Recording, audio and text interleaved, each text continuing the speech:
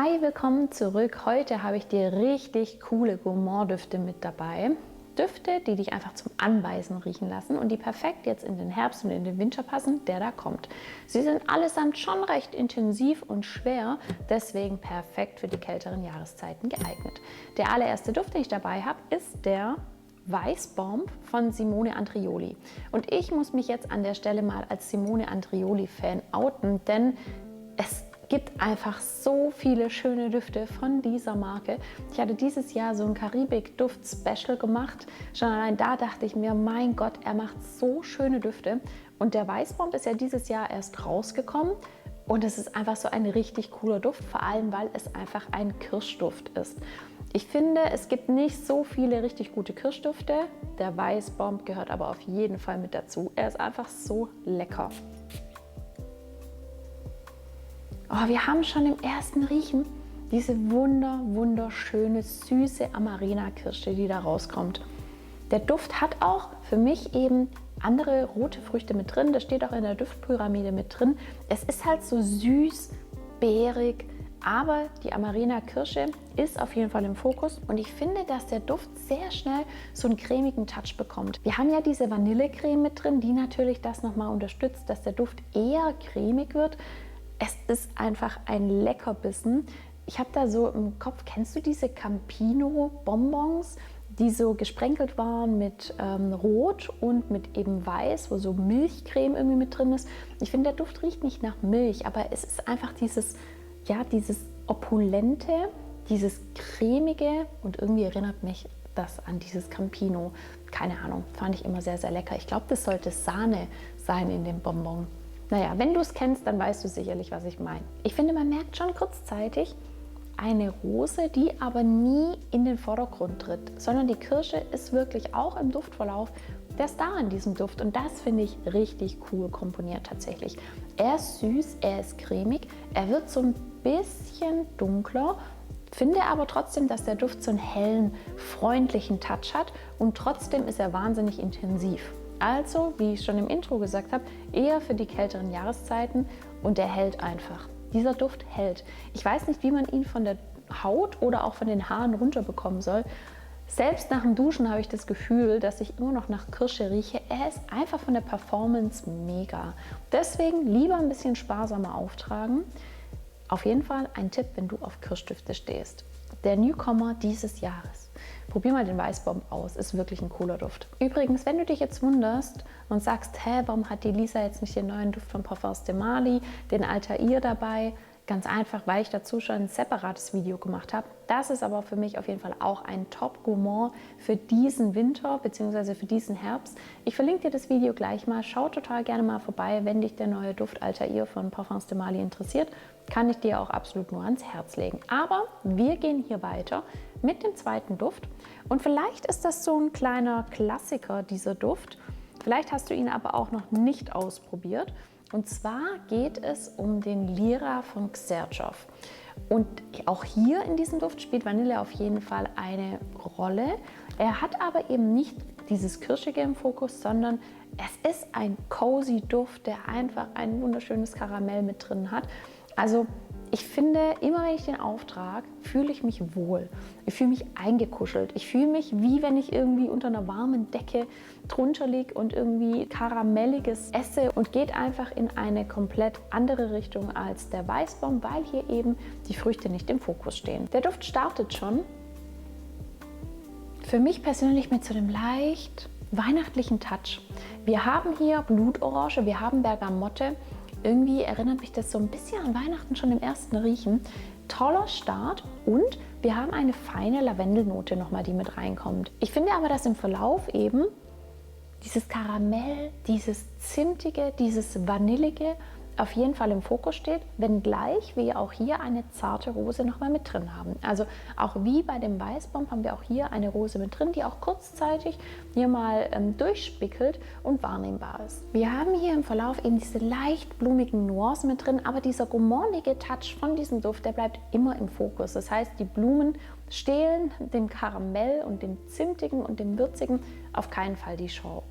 Ich finde, der Duft, der erinnert mich so ein bisschen an Plätzchen, wie an so eine kleine Weihnachtsbäckerei, ohne zu weihnachtlich zu werden.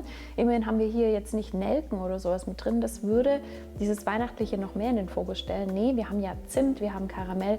Es ist einfach zum Anbeißen. Und was ich bei dem Duft so besonders finde, ist, dass er eine super gute Haltbarkeit hat, aber eine angenehme Sillage.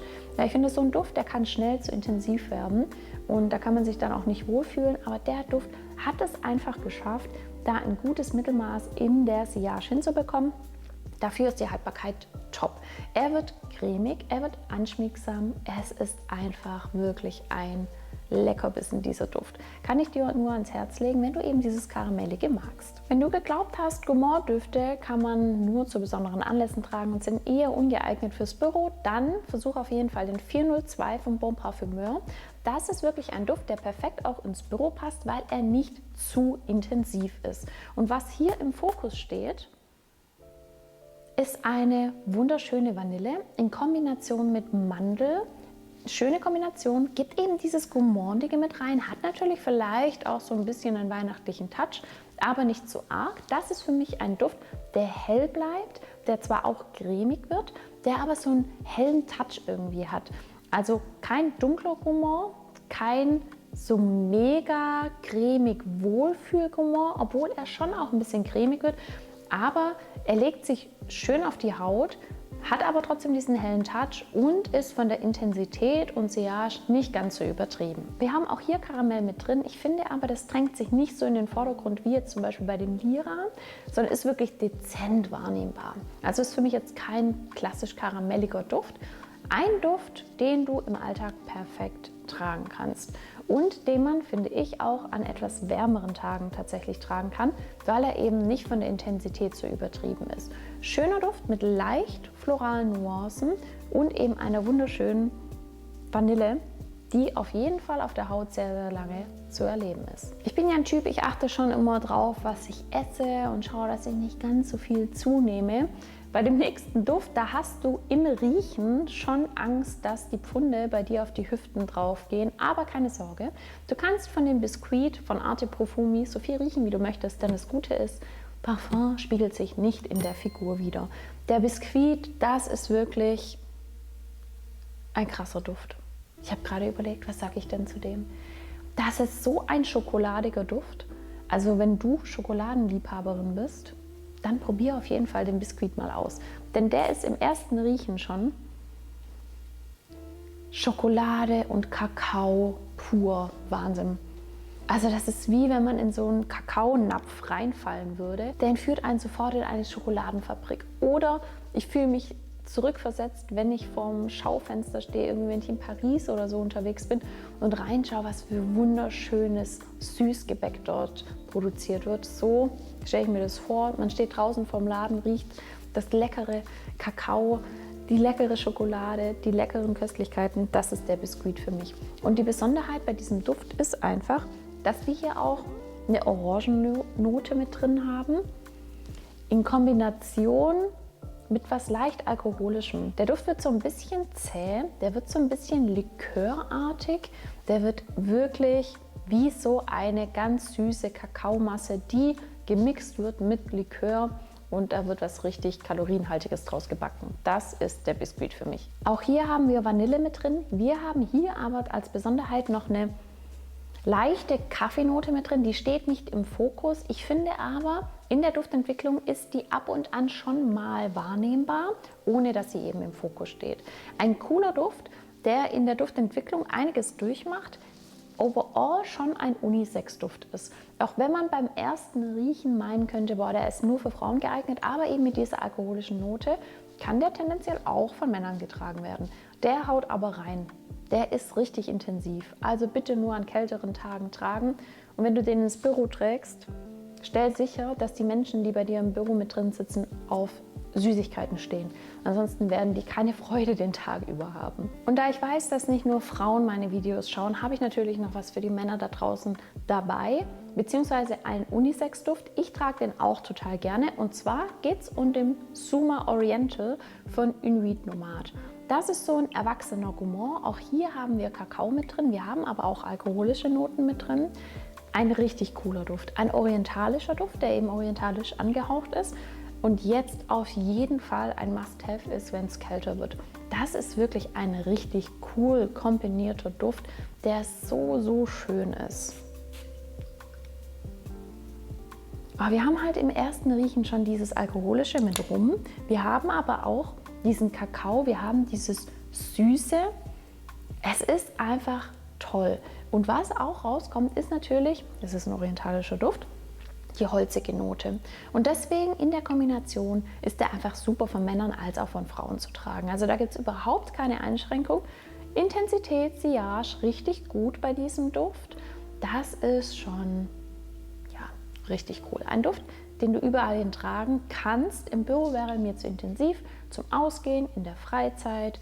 Da sehe ich überhaupt keine Einschränkungen. Der Duft wird im Verlauf schön warm, er wird cremig, er wird vollmundig.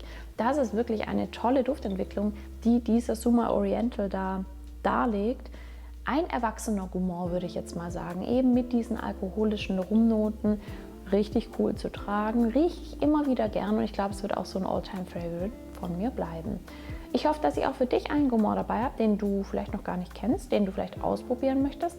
Lass mich gerne mal in den Kommentaren wissen, wie du Gourmand-Düfte überhaupt findest, ob du das überhaupt cool findest, Düfte zu tragen, die nach Essen riechen. Ist ja auch so Geschmackssache, ich weiß, dass es nicht jeder mag. Wenn du den Channel noch nicht abonniert hast, mach das total gerne. Aktiviere die Glocke, um kein neues Video zu verpassen und bis zum nächsten Mal. Tschüss!